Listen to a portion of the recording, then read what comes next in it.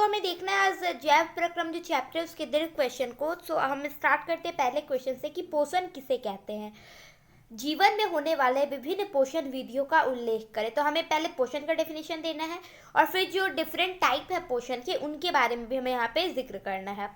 तो अब देखो हम इस तरीके से आंसर स्टार्ट करेंगे कि जब जीव अपने शरीर की आवश्यकता के लिए आवश्यक पोषक तत्वों को भोजन के रूप में ग्रहण करते हैं तो उसे पोषण कहते हैं।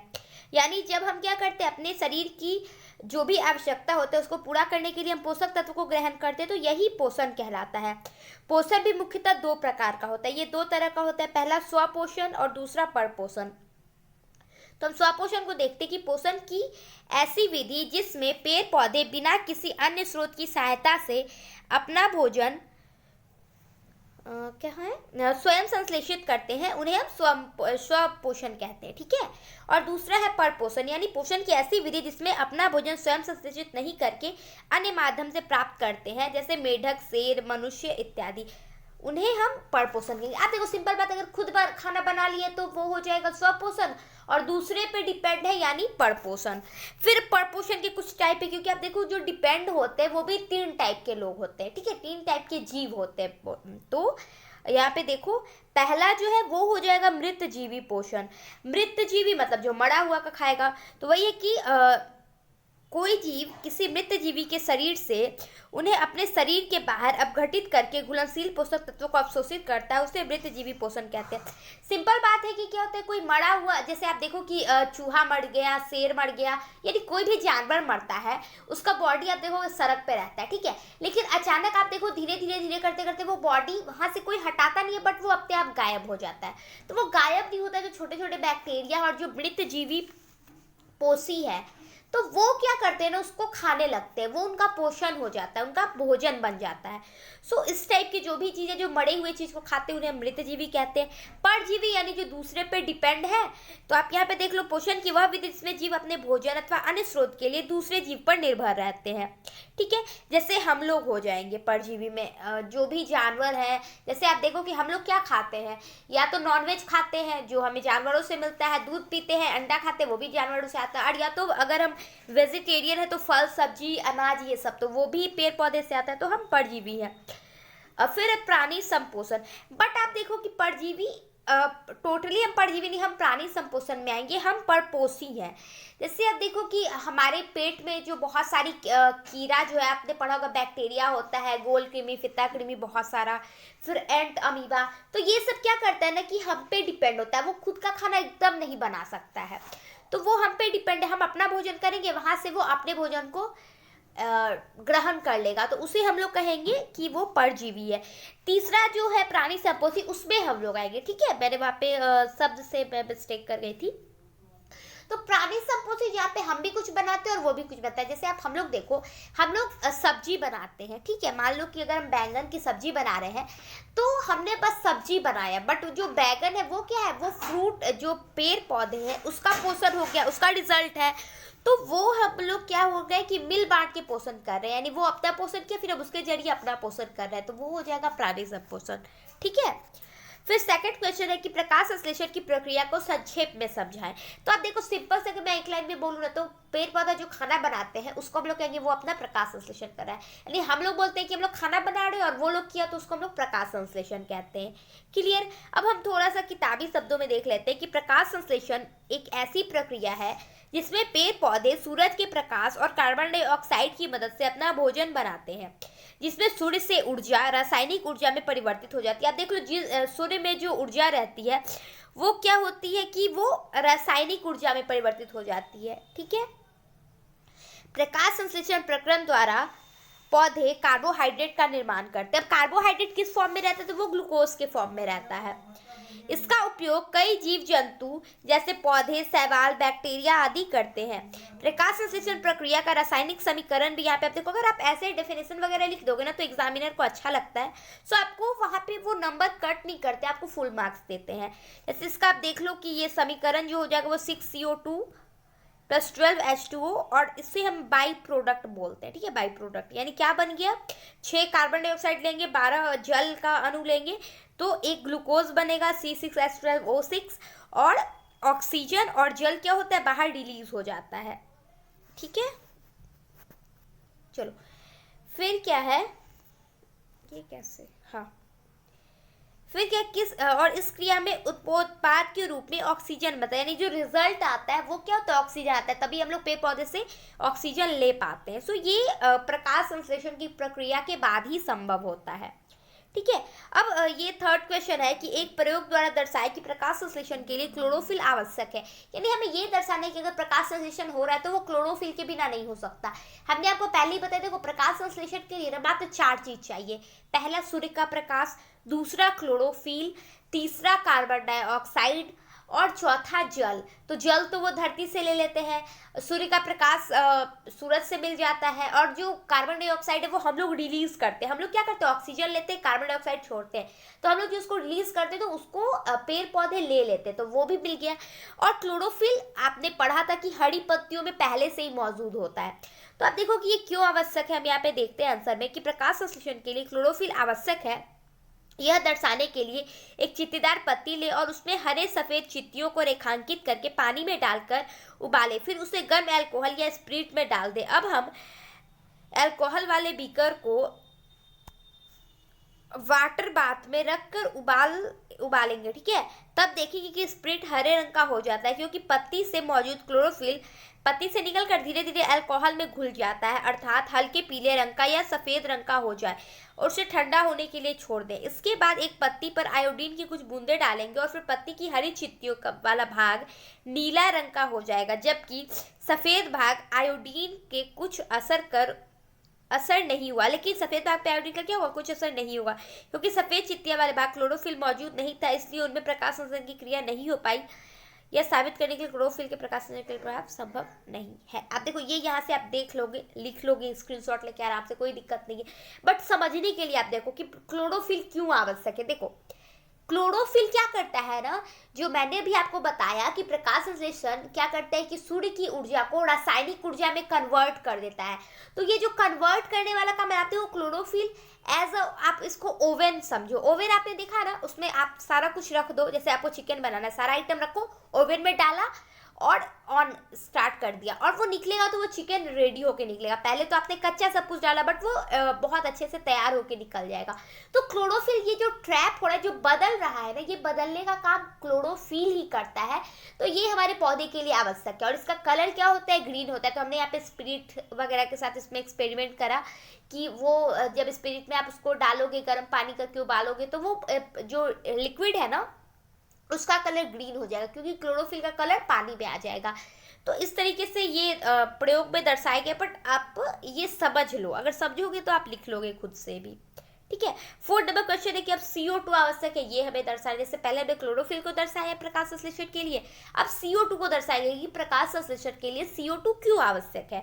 तो इसका आंसर है कि प्रकाश संश्लेषण के लिए को नहीं बच्चा, CO2 यहाँ पे लिखना हो। ठीक है, वो कन्वर्टर, लैंग्वेज कन्वर्टर की वजह से को लिखा गया। तो प्रकाश संश्लेषण के लिए CO2 आवश्यक है, यह दर्शाने के लिए एक लंबी पत्तेदार पौधे को जो गमले में लगा हो 2 दिन तक अंधेरे में रखते हैं। इसमें प्रकाश संश्लेषण की प्रक्रिया नहीं हो पाएगी और पत्तियों में स्टार्च नहीं बनेगा। अब एक चौड़े मुंह बोतल में थोड़ा सा कास्टिक पोटास यानी KOH साद्र को ले बोतल की कॉर्क को बीचों बीच काटकर 2 टुकड़ों में बांट दे। टुकड़ों के बीच पत्तों को इस प्रकार दाब कर डालें कि पत्ती का आधा भाग बोतल में अंदर हो और आधा भाग बोतल के बाहर। इस उपकरण को कुछ घंटे के लिए सूर्य की रोशनी में रख दे। करीबन 4 घंटे बाद पत्ती में बोतल के बाहर निकलकर तोड़ दें और फिर स्टार्च में मौजूदगी की जांच करें। इसके बाद पत्ती में अल्कोहल की थोड़ी देर तक उबाल लें। जब पत्ती रंगीन हो जाए तो इसे पानी से धोकर आयोडीन में घोल में डुबा दें। ठीक है, फिर क्या है, आप पाएंगे कि पत्ती का वह भाग जो बोतल के बाहर था गाढ़े नीले रंग का हो गया, और जो भाग बोतल के अंदर था वह हल्के पीले रंग का हो गया। इसका कारण यह है कि आयोडीन स्टार्च को नीला कर देता है। पत्ती का वह भाग जो बोतल के अंदर था नीला नहीं होगा, क्योंकि पोटास का घोल कार्बन डाइऑक्साइड को सोख लेता है और पत्ती के भाग का स्टार्च नहीं बन पाता है। इससे साबित होता है कि प्रकाश संश्लेषण के लिए CO2 आवश्यक है। देखो सिंपल बात, हमने क्या किया ना, एक पत्ती ली, ठीक है, और देखो आपने ये पढ़ा, आप समझ तो वैसे भी नहीं, तो हमने इसको बोतल में इस तरीके से डालेंगे, आधा भाग बाहर रहेगा, आधा भाग अंदर रहेगा। अब आप देखो जो कास्टिक पोटास होता है KOH, वो क्या करता है ना कि कार्बन डाइऑक्साइड को, हमने अभी यहाँ पे पढ़ा कि वो क्या करते हैं कि उसको सोख लेता है, तो एब्जॉर्ब कर लेगा। तो अगर एब्जॉर्ब कर लेगा तो वहाँ पे प्रकाश संश्लेषण होगा नहीं होगा, क्योंकि पत्ती को कार्बन डाइऑक्साइड मिला ही नहीं। तो वहाँ पे आप देखोगे कि इसका कलर चेंज हो जाता है, बट इसका, क्योंकि यहाँ पे तो कार्बन डाइऑक्साइड मिल रहा है, तो इसका प्रकाश संश्लेषण के कारण कलर अलग हो जाएगा। तो बस यही बेसिकली उसको समझाना था, बट इतना हमें लिखना था क्योंकि दीर्घ क्वेश्चन है, ठीक है। फिर अमीबा का भोजन क्या है, अमीबा के पोषण का वर्णन करें। पहले हम देखते हैं कि अमीबा क्या क्या खाता है, यानी उसका पोषण क्या क्या है। तो आप देख लो कि अमीबा का भोजन शैवाल के छोटे छोटे टुकड़े, बैक्टीरिया, डाइटम, अन्य छोटे कोशिकीय मृत जीव एवं मृत कार्बनिक पदार्थ के छोटे छोटे टुकड़े इत्यादि। अमीबा के पोषण अंतर्ग्रहण, पाचन तथा बहिष्करण प्रक्रियाओं के द्वारा पूर्ण होता है। यानी अमीबा का जो पोषण होता है वो अंतर्ग्रहण, अंतर्ग्रहण मतलब क्या, अंदर ग्रहण करना, पाचन यानी उसका डाइजेशन करना, और बहिष्करण यानी बाहर निकाल देना। तो तीन काम किसी का भी तो वही होता है। देखो हम लोग अंदर लेते हैं, उसको पचाते हैं, पाचन करते हैं, और फिर उसको बाहर निकाल देते हैं, अपचा भोजन जो होता है। तो अमीबा का भी यही है। अब है हमें यहाँ पे कि पोषण का वर्णन करना, यानी किस तरीके से वो पोषण करता है। तो आप यहाँ पे देखो बच्चा कि अमीबा के भोजन के अंतर्ग्रहण तथा निष्कासन के लिए कोई निश्चित स्थान नहीं होता। यानी अब देखो जैसे हमारे पास क्या होता है कि प्रत्येक काम के लिए बहुत सारे अंग हैं हमारे पास, है ना, बट अमीबा के पास ऐसा कुछ नहीं। जैसे हमारे में मुख है ना, हम लोग खाना वहां पे डालते हैं, डायरेक्ट पेट में डाल लेते हैं, ऐसा तो नहीं होता। बट उसके पास ऐसा कोई निश्चित स्थान होता ही नहीं है। वह किसी भी स्थान से वो भोजन को खा भी सकता है और कहीं से भी निकाल भी सकता है। ये उसमें एक क्वालिटी आप समझो। भोजन जब अमीबा के बिल्कुल समीप होता है, देखो अमीबा का जो आकार है ना, अगर डायग्राम में आ जाए तो कुछ भी बना दो वो अमीबा हो जाएगा। मान लो ऐसे अमीबा है, ठीक है, यहाँ पे भोजन रहेगा, तो वो ये वाला जिसका पार्ट है ना, वो धीरे धीरे आगे बढ़ के आगे बढ़ के आगे बढ़ के आगे बढ़ के और इसको अपने अंदर ले लेगा, ठीक है। अब इतना बड़ा हो गया अमीबा अपना आकार चेंज करके। एक बार फ्रेश ड्राइंग बनाती हूँ। जैसे अमीबा मान लो यहाँ पे है, ठीक है, यहाँ पे भोजन है, तो वो अपना आकार चेंज करके ऐसे ऐसे ऐसे ऐसे करके भोजन यहाँ पे उसके अंदर आ जाएगा। फिर और अपना आकार चेंज करेगा ऐसे ऐसे ऐसे ऐसे, और भोजन पूरा उसके अंदर। उसके बाद उसको पाचन कर लेगा, और ये नहीं कि पाचन करके बाद में उसको निकालेगा, फिर उसका अपचा जो रहेगा उसको यहीं पे छोड़ देगा, ठीक है, और फिर डायरेक्ट यहाँ बगल में हट जाएगा। तो कुछ इस तरीके से वो अपना पाचन करता है। और ये जो अभी मैंने बताया जैसे यहाँ पे उसका भोजन है, तो इस तरीके से जो उसका पैर आ रहा है, तो इसको हम लोग कूटपाद कहते हैं, ठीक है। तो वो उसी का निर्माण करके भोजन को क्या करता है, अपने पास लाता है, अपने करीब लाता है। और इसका जो पाचन है वो भोजन रसधानी में होता है, जहाँ पे उसके एंजाइम्स मौजूद होते हैं, जिस कारण वो अपना पाचन कर लेता है। फिर पचा हुआ भोजन रसधानी से निकलकर कोशिका द्रव्य में पहुंच जाता है, जहाँ फिर से समूचे शरीर से वितरित हो जाता है। आप देखो जो उसका भोजन है वो रसधानी से पाचन करता है, डाइजेशन करता है, फिर उसको इसमें कोशिका द्रव्य भी भेज देता है, और वहां से वो पूरे बॉडी में डिस्ट्रीब्यूट कर देते हैं। तो इस तरीके से अमीबा का पोषण होता है। चलो ये 6 नंबर क्वेश्चन है कि मनुष्य के आहार नाल की लंबाई, मनुष्य के आहार नाल की रचना का वर्णन करें। तो आप यहाँ पे देखो कि यह एक कुंडलित रचना है। कुंडलित मतलब होता है ऐसे, जैसे स्प्रिंग आपने देखा ना, आप देखो कि हमने पढ़ा था कि हमारा जो यहाँ पे दिया भी हुआ है कि इसकी लंबाई 8 से 10 मीटर तक की होती है। आप देखो 8 से 10 मीटर का कोई आपको आदमी दिखता है, नहीं दिखता है, बट हमारे पेट में जो डाइजेस्टिव सिस्टम है उसकी अगर कुल लंबाई की बात करें तो वो 8 से 10 मीटर तक की होती है। तो वो क्योंकि कुंडलित है स्प्रिंग की तरह, उसको खोलोगे तो लंबा हो जाएगा, फिर उसको मोड़ के आराम से रखते हो। जैसे सांप नहीं बैठता है, सांप देखो इतना लंबा होता है, लेकिन वो अपने आप को ऐसे ऐसे करके यहाँ पे बैठ जाएगा, तो उसे कहते हैं कुंडलित। यह मुख गुहा से शुरू होकर मल द्वार तक फैल गई, जिसका मुख्य भाग निम्नलिखित है। मुख गुहा, ग्रसनी, ग्रासनली, अमाशय, छोटी आंत, बड़ी आंत। और इसके भी बहुत सारे टाइप है। जैसे मुख गुहा में आप देख लो कि दांत, जौ, जीभ, ये सब हो जाएगा। दांत के भी 4 प्रकार हैं। फिर ग्रसनी है, फिर ग्रास नली, अमाशय है, जहाँ पे उसके अलग अलग पार्ट है। छोटी आंत 3 भागों में है, बड़ी आंत 2 भागों में। तो इसके भी डिफरेंट टाइप है। तो ऐसे करके भोजन क्या करता है कि पचता है एक एक करके। आप देखो जो भोजन है सबसे ज़्यादा टाइम अमाशय में रहता है, 7 से 8 घंटा ये वहाँ पे रहता है, और उसका पाचन होता है। मनुष्य के आहार नाल से संबंधित लाल ग्रंथि, यकृत तथा अग्नाशय पाचन ग्रंथियां भी पाई जाती है। हमने भी आपको बताया हमारे मुख में क्या होता है, 3 जोड़ी लाल ग्रंथियां होती है। लघु उत्तरीय में मैंने आपको कराया भी है, सो मैं यहाँ पे ज़्यादा डिटेल में नहीं बता रही हूँ। और चैप्टर का आपने आई होप पढ़ाई होगा, नहीं तो डिस्क्रिप्शन में चैप्टर का भी लिंक है, जो यहाँ पे मैंने एक्सप्लेनेशन दिया है चैप्टर का, जो कि आपको पूरा चैप्टर एक वीडियो में आराम से समझ में आ जाएगा। तो यहाँ पे आप देख लो, मनुष्य में पाचन की अंतिम प्रक्रिया जो होती है वो छोटी आंत में पूरी हो जाती है, और उसके बाद अवशोषण होता है। और फिर जो पचे हुए भोजन होते हैं वो रक्त से मिलकर रक्त संचार के विभिन्न भागों में वितरित हो जाते हैं। फिर 7 नंबर क्वेश्चन आप देख लो कि मनुष्य के आहार नाल की पाचन क्रिया का वर्णन करें। कि हमने पाठ तो पढ़ लिया कि ये सारे अंग होते हैं पाचन के लिए, बट अब वो कार्य कैसे करता है। तो यहाँ पे देख लीजिए कि मनुष्य का पाचन मुख गुहा से ही शुरू हो जाता है, जिसमें भोजन का यांत्रिक और रासायनिक रूप से छोटे छोटे घटकों में विभाजित कर दिया जाता है। आप देखो हम लोग जब खाना लेते हैं, ठीक है, जब कौर उठाते हैं हाथ में तो कितना फ्रेश रहता है, चाउमीन, बर्गर, रोटी, सब्जी, कुछ भी। और जब आप उसको मुंह में डालो, जैसे कभी होता है ना मुंह में बाल चला गया, कंकर चला गया, तो आप उसको हाथ में लेके फिर देखते हो कहाँ गया, तो वो जो हाथ में आता है आप देखो उसका कितना गंदा लगता है वो देखने में, बट जब हम लोग मुंह में डालते हैं तो वो कितना अच्छा रहता है, क्योंकि मुख से ही पाचन स्टार्ट हो जाता है, हम उसके रूप को परिवर्तित कर देते हैं। और जैसे अभी हमने स्टार्ट किया, जब वो हमारे हाथ में, तो हम उसको भोजन बोलते हैं, ठीक है। वो अंदर गया, वो जो हम लोग फिर बाहर ला रहे हैं उगल के जिसे कहते हैं, तो वो क्या हो जाता है, वो बॉलिस कहते हैं, वो बॉलिस फॉर्म होता है। फिर पेट में गया, वहाँ पे काइट बनता है और लास्टली चाइल्ड बनता है। तो डिफरेंट डिफरेंट फॉर्म में वो बदलते रहता है। अब देखो क्रमाकुचन की तरह बचा हुआ भोजन मुख गुहा से अमाशय में जाता है। हमने थोड़ा चबा के उसको छोटा छोटा टुकड़ा कर दिया, फिर वो क्रमाकुचन के द्वारा क्या होता है कि हमारे गले से अंदर जाता है अमाशय में, जहाँ पे जो जठर ग्रंथि है, अम्लीय जठर रस है, वो प्रोटीन का पाचन करती है और पेप्टोन में उसको बदल देती है। फिर भोजन का स्वरूप गाढ़े लई की तरह हो जाता है, जिसे काइम कहते हैं, ठीक है। इसके बाद भोजन छोटे आंत में जाता है, जहाँ 3 भागों में काइम का पाचन होता है। पित्त, अग्नाशयी रस और आंत रस की सहायता से होता है। छोटी आंत में पाचन की क्रिया पूर्ण होती है, जिसमें भोजन के जटिल अघुलनशील अणु सरल घुलनशील अणु में बदल जाते हैं, ठीक है। यानी जो हम लोग इतना जटिल भोजन करते से, आप देख लो कि हम अगर कुछ खिचड़ी खा रहे हैं, तो खिचड़ी में आप देखो दाल की वजह से प्रोटीन है, मसाला है, फिर उसमें हमने अगर घी डाला तो वो फैट हो गया, यानी वसा हो गया। अगर हमने उसमें चावल डाला तो उसमें कार्बोहाइड्रेट रहता है। तो बहुत सारे चीज़ें हैं।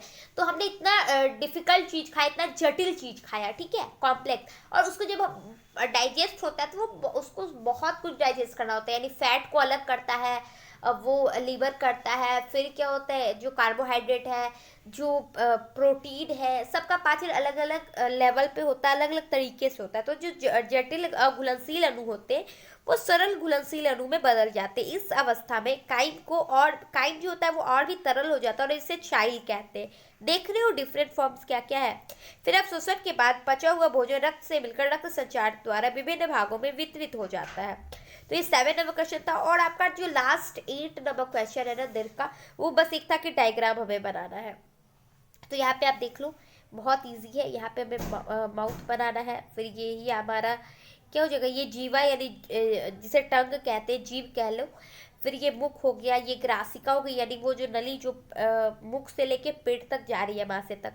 ये डायफ्राम जो फेफड़ा और पेट को अलग करता है, तो ये डायफ्राम हो गया। फिर पित्ताशय यहाँ पे, यानी गोल ब्लैडर इसको कहते हैं। यहाँ पे अमाशय हो गया, यहाँ पे क्षुद्रांत हो गया, यानी छोटी आंत। बृहदांत्र मतलब यानी बड़ी आंत। तो ऐसे करके आप डायग्राम देख लो। सो हमारे यहाँ पे वीडियो कंप्लीट हो जाता है। Thank you.